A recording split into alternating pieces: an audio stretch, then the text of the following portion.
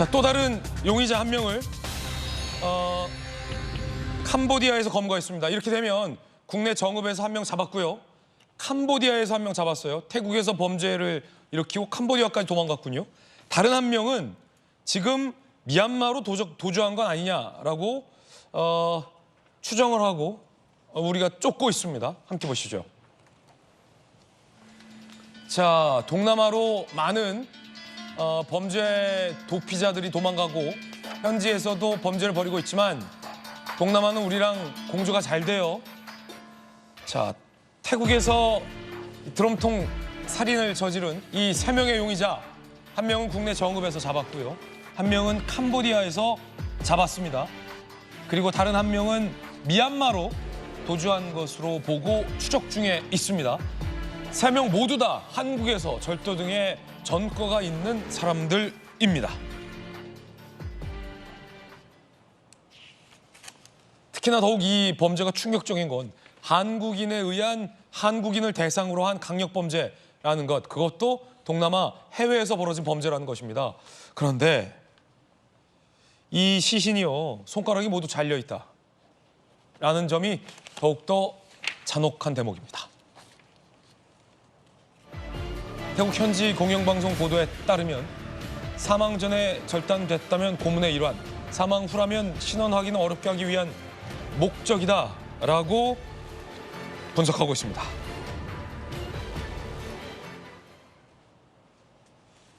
자, 검사 출신의 김광삼 변호사님. 한 명은 캄보디아에서 잡았고 한 명은 정읍에 잡았어요.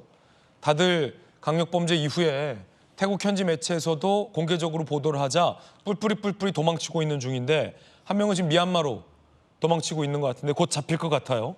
문제는 손가락이 없다는 거예요. 시신에 잘려있다는 건데 왜입니까? 고문입니까? 아니면 수사를 방해하려는 목적입니까? 근데 우리가 저런 것들은 이제 마약과 관련된 영화랄지 최근에 이제 한국 영화 중에서 이제 범죄 도시랄지 이런 것을 보면 저런 장면이 좀 나오긴 나와요. 그런데 왜 손가락을 잘랐을까? 아마 지금 피해자하고 그 용의자들은 뭐 그렇게 관계가 없는 사람들이라고 합니다. 네. 그러면 이제 관광객이고 납치를 해가지고 결국 돈을 벌기 위해서 그렇게 한 것으로 보이는데 지금 드럼통에서 이제 나체로 발견이 됐잖아요.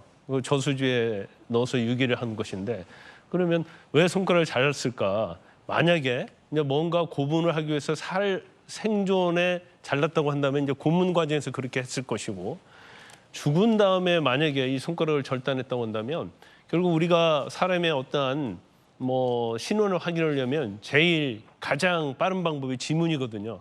그러면 지문을 통해서 신원이 확인되면 안 되니까 손가락을 절단한 게 아니냐 이제 그런 생각을 할 수 있어요. 아, 저런 분석과 관측이 맞다? 그렇죠. 그래서 뭐 지금 뭐 네. 다시 DNA를 지금 확인을 하고 있습니다만은 이제 거의 맞는 걸로 보여요. 외형 모습 이런 것들은 피해자가 맞는 걸로 이제 확인된 것 같은데 왜 이 사람들이 하필 저 피해자 노 씨로 알려졌는데 이 사람을 왜 범행 상대로 삼았을까? 우리가 처음에는요. 태국에서 이런 일이 일어났다고 하니까 태국이 뭐 그게 치안이 좋지 않은 나라 아니야? 이런 선입견을 가지고 태국 사람들 했을 거야 했는데 CCTV를 보니까 다 한국 사람이었다는 거예요. 예. 그래서 굉장히 치밀하게 이게 했다는 건데 근데 또 한편으로 보면 범죄는 잔혹한데 또 약간 엉성한 측면도 있어요. 왜냐면 CCTV 있는 곳에서 뭐 다 드럼통 사고 밧줄 사고 또 픽업 트럭 통해서 이동하고 그런 것들이 다 드러나가지고 결국 누구인지 우리가 딱 확실하게 신원을 확보를 했잖아요. 이제 그렇기 때문에 한편으로는 뭐 왜 한국 사람을 상대로 했을까라는 그런 의구심이 들고 여러 가지 어떤 잔혹성에 대해서 정말 우리가 혀를 내둘 수밖에 없는데 일단 한 명 잡혀야 하고요. 정읍에서 한 명이 잡혔는데 이 사람이 CCTV에 다 나옴에도 불구하고 이제 범행을 부인하고 있다고 그래요. 그래요? 네. 그래서 일단 경찰에서 이제 조사를 더 해봐야지 범행 동기랄지 왜 피해자를 표적으로 삼았는지 이런 부분이 좀 구체적으로 나와야 할 것 같습니다. 네. 자, 금전을 요구했던 일당들 장기 매매 협박까지 했다라는 게 논란입니다. 함께 보시죠.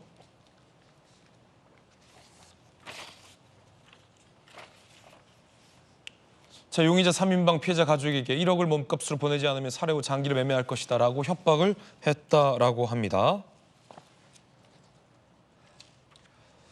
김광삼 변호사님, 이게 뭐 마약 얘기도 조금 나왔고 1억 몸값을 요구한 범죄다라는 얘기도 나왔고 계획해서 범죄를 저지른 것으로 봐서 무언가 원한이 있는 거 아니냐라는 의문도 좀 제기되고 있고 이게 뭐 때문에 이런 범죄를 벌인 것이냐, 뭐 장기매매 협박까지 하고 있고 살해 동기, 범죄 동기에 대해서 아직 구체적으로 좀 뭔가 탁 잡히지는 않는데 검사 출신의 김 변호사님 어떻게 보십니까? 근데 이제 피해자 어머니에게는 그랬다는 거 아니에요. 마약을 버려서 우리가 손해를 많이 봤다.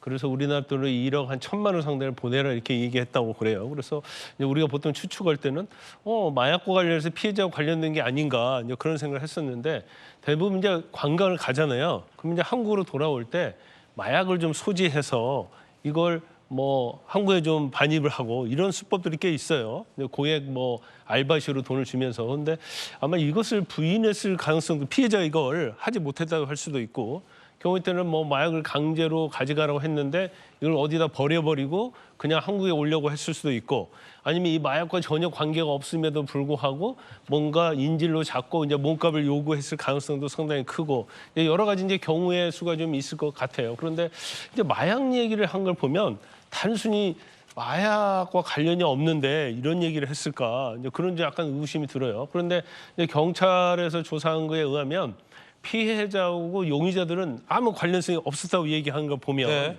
뭐 두 가지로 볼 수 있을 것 같아요. 하나 이제 마약 심부름을 시키려고 했었지 않았나 하나 하고 그 다음에 이제 인질로 잡고 이제 몸값을 요구하려고 하지 않았나 이제 이런 두 가지의 경우 수가 있을 것 같아요. 그렇군요. 지금 캄보디아에서 붙잡혔는데 한 명은 미얀마로 도망갔어요. 그런데 동남아 국가들 사이에서도 그 태국에서 캄보디아, 태국에서 뭐 예를 들어 미얀마로 가려면 여권이 필요하잖아요. 그리고 출입국 검문도 하는 거 아닙니까? 어떻게 이렇게 쉽게 도망이 가는 아니 거죠? 근데 엄청나게요. 국경이 길어요. 예. 그리고 정글이 연결돼 있기 때문에 사실은 국경 통과소를 거치지 않다 하더라도 이제 넘어갈 수가 있는 거죠. 근데 아마 캄보디아로 도망갈 때는 여권을 가지고 정식적으로 국경을 통과해서 간 걸로 보이고 미얀마로 갔다고 추적된 사람은 그렇지 않는 어떤 다른 루트를 통해서 간 것이 아닌가 싶습니다. 그래서 예. 아마 미얀마로 간 것까지 알고 있는 걸 보면 아마도 뭐 조만간에 체포될 가능성이 크다 이렇게 봅니다. 일단은 미얀마로 간 게 아니냐라는 추정만 나오고 있습니다.